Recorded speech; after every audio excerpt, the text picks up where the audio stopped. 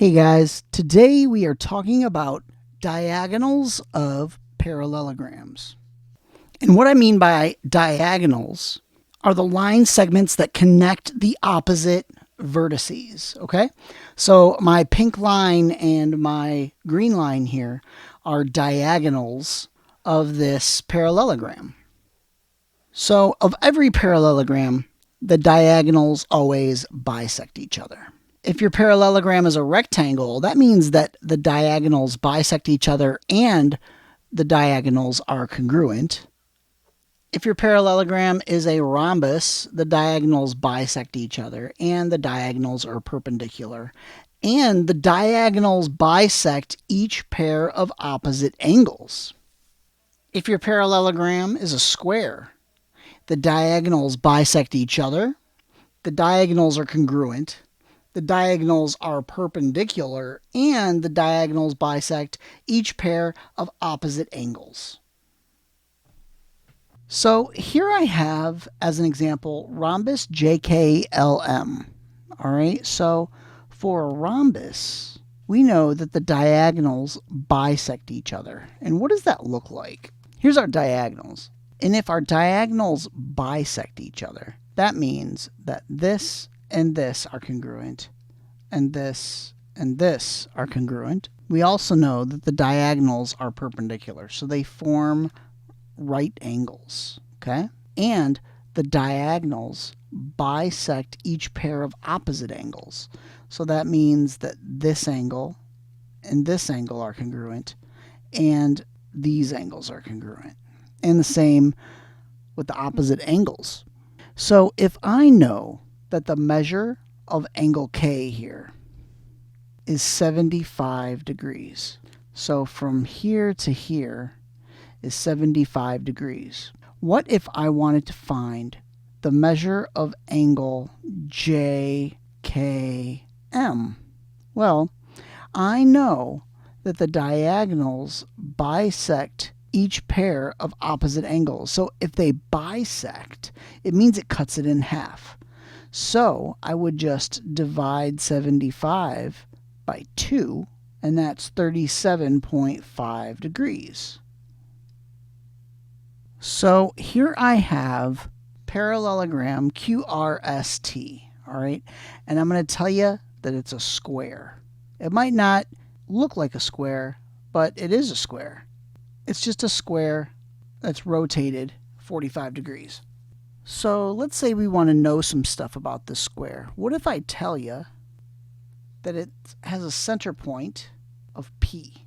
All right? What if I told you that QS was 20 inches? How long is QP? Well, in a square, the diagonals bisect each other. So TR bisects QS. So that means that QP must be 10 inches. All right? If that's the case, what is the length of TR? Well, in a square, the diagonals are congruent. So if QS is 20, then TR must also be 20 inches.